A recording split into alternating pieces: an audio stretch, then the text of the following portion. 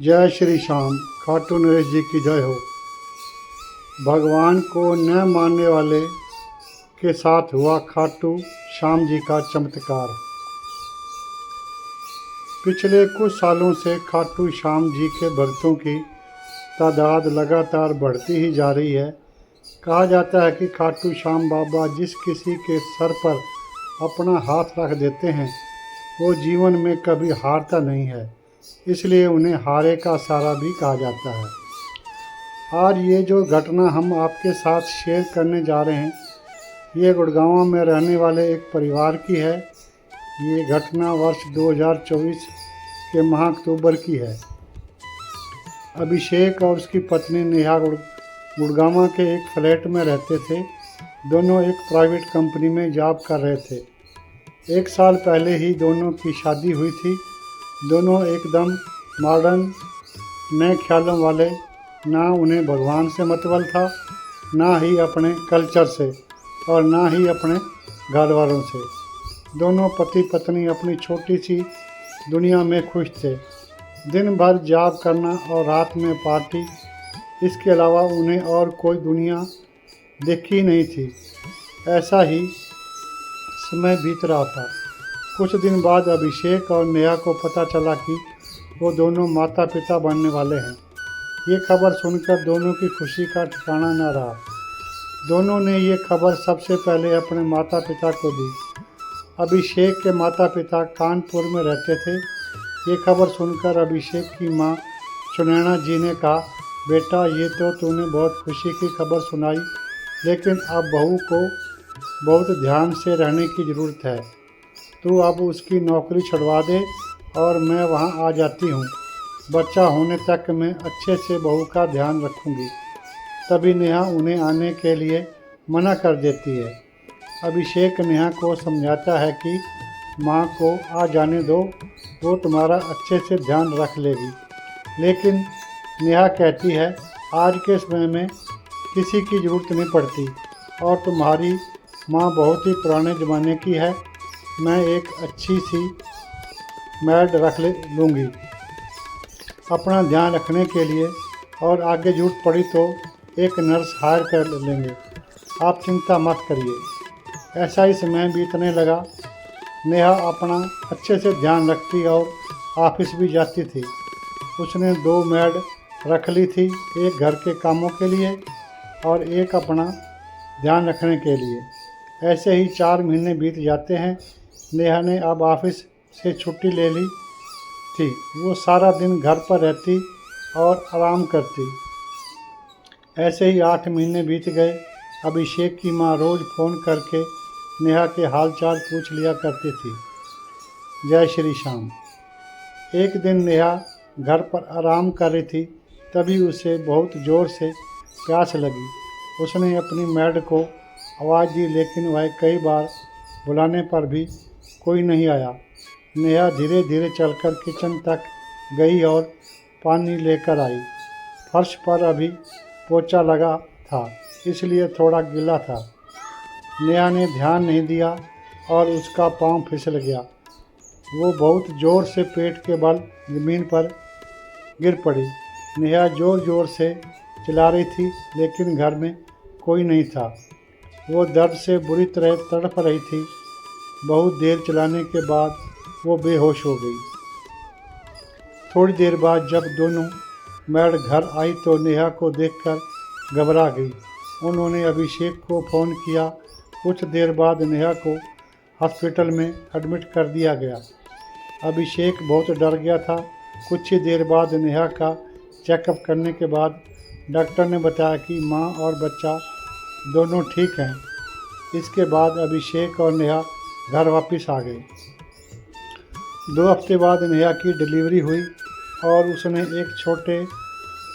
बेटे को जन्म दिया। दोनों के माता पिता भी वहाँ पहुँच गए थे। पूरा परिवार बहुत खुश था।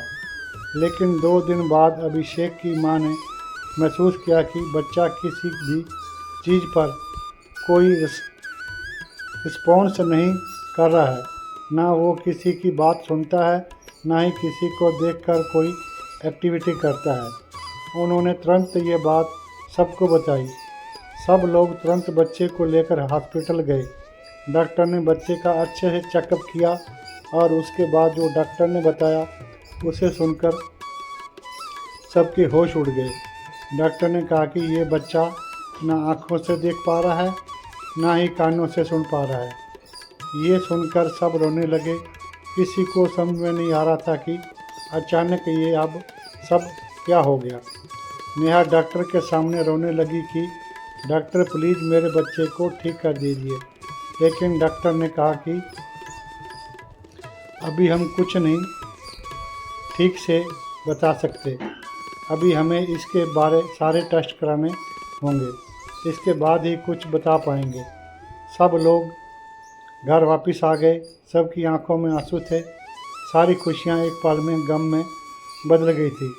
अगले दिन नेहा और अभिषेक बच्चे को लेकर हॉस्पिटल गए, जहां बच्चे के सारे टेस्ट हुए। 2 दिन बाद डॉक्टर ने बताया कि बच्चे के दिमाग पर चोट लगी है, जिसकी वजह से दिमाग का एक हिस्सा पूरी तरह डैमेज हो गया है। इसलिए बच्चे की आंखों की रोशनी चली गई है और वो सुन भी नहीं पाएगा। तब अभिषेक ने कहा कि डॉक्टर, लेकिन ऐसा कैसे हो सकता है? बच्चे को चोट कैसे लग सकती है? डॉक्टर ने कहा कि अभिषेक जी, अभी अभी हफ्ते पहले आपकी पत्नी पेट के बल गिरी थी। शायद उसी समय बच्चे की सिर पर चोट लग गई। जय श्री श्याम। नेहा और अभिषेक बहुत घबरा गए। उन्होंने डॉक्टर से इसका इलाज पूछा, लेकिन डॉक्टर ने बताया कि इसका एक ही इलाज है, दिमाग का ऑपरेशन, लेकिन इसमें कामयाब होने के चांस बहुत कम हैं। अगर ऑपरेशन असफल रहा तो बच्चे की जान भी जा सकती है। नेहा और अभिषेक रोते हुए घर वापस आ गए। अगले दिन दोनों बच्चे को लेकर शहर के सबसे अच्छे दिमाग के डॉक्टर के पास गए, लेकिन वहाँ से भी यही जवाब मिला।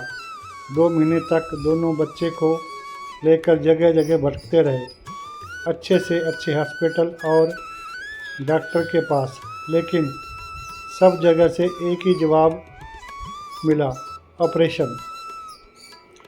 दोनों हार कर निराश होकर बैठ गए। अभिषेक की माँ दिन रात भगवान से प्रार्थना करती कि किसी तरह बच्चा ठीक हो जाए। नेहा बहुत उदास रहने लगी थी।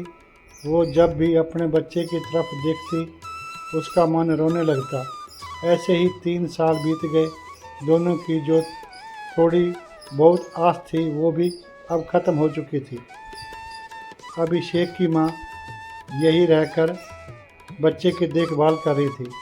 एक दिन सब लोग बैठे बातें कर रहे थे, तभी उनकी एक पड़ोसन आई और सबको प्रसाद देने लगी। तब सुनैना जी ने पूछा कि बहन जी, ये किस चीज़ का प्रसाद बांट रही हो? उसने कहा कि ये मेरे बाबा खाटू श्याम का प्रसाद है।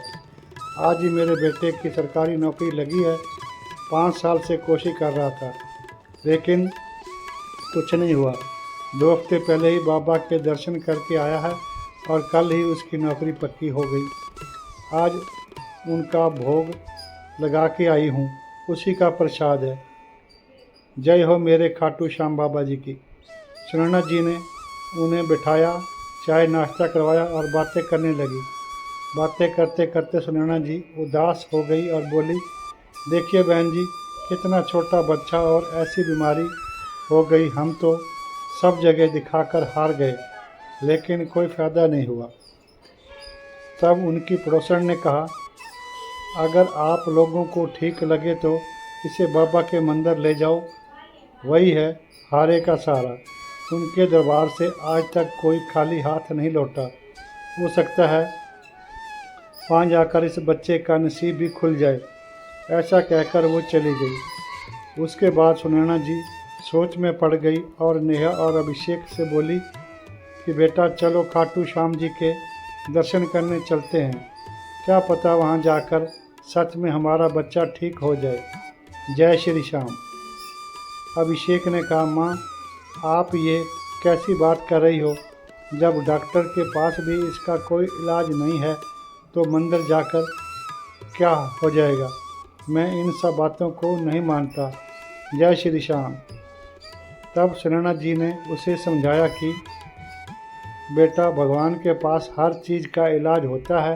तुम सबके कहने से इतने डॉक्टर के पास गए लेकिन कुछ नहीं हुआ। एक बार मेरे कहने से बाबा के दर्शन करने चलो। जय श्री श्याम। कुछ देर सोचने के बाद नेहा और अभिषेक चलने को तैयार हो गए।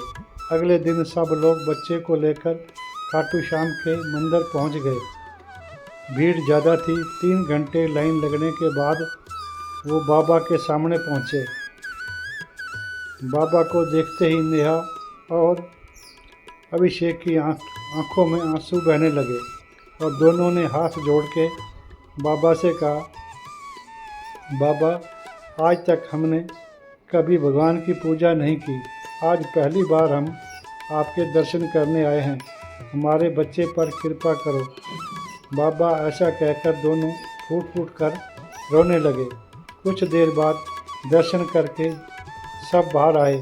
सुनैना जी बच्चे को गोद में लेकर चल रही थी। सामने एक पत्थर पड़ा था। उन्होंने भीड़ भाड़ में देखा नहीं और वो उससे टकराकर गिर गई। बच्चे का सिर पत्थर से टकराया और बहुत खून बहने लगा। दोनों को पास के हॉस्पिटल में एडमिट कराया गया। सुनैना जी को थोड़ी ही चोट आई लेकिन बच्चा बेहोशी की हालत में था। उसके सर में ज़्यादा चोट आई थी। सारा दिन बीत गया लेकिन बच्चे को होश नहीं आया था। डॉक्टर भी कुछ समझ नहीं पा रहे थे। नेहा का रोकर बुरा हाल हो रहा था। ये सब देखकर अभिषेक परेशान हो गया और अपनी माँ से बोला, माँ, ये सब आपकी वजह से हुआ है। ना हम यहाँ आते और ना ही हमारे बच्चे को ये हाल होता। पूरी रात बीत गई। सुबह 6 बजे बच्चे ने अपनी आंखें खोली। नेहा ने उसे अपनी गोद में लटा लिया। बच्चा मुस्कुराकर सबको देख रहा था जैसे उसे कुछ हुआ ही नहीं था। वो सबके इशारे समझ रहा था और सबकी बातें सुन रहा था। उसकी आंखों की रोशनी वापस आ गई थी और वो सब कुछ सुन पा रहा था। जय श्री श्याम। ये सब देखकर नेहा और अभिषेक को अपनी आंखों पर विश्वास नहीं हुआ। दोनों ने बच्चे को गले लगाया और बाबा का धन्यवाद किया। उनकी तो जैसे दुनिया ही बदल गई थी। खाटू आकर दोनों की आंखों से आंसू रुक ही नहीं रहे थे। अगले दिन बच्चे के साथ दोनों ने बाबा के दर्शन किए और अपने घर वापस आ गए। उसके बाद से दोनों पति पत्नी हर महीने बाबा के दर्शन करने जाने लगे। जय श्री श्याम। खाटू नरेश की जय हो। जय श्री श्याम। जय श्री श्याम। ऐसे बाबा जी के कृष्ण होते हैं। हमारे सभी भक्तों से निवेदन है कि बाबा खाटू श्याम हारे का सहारा है। जो भी वहाँ गया है कभी खाली हाथ नहीं आया।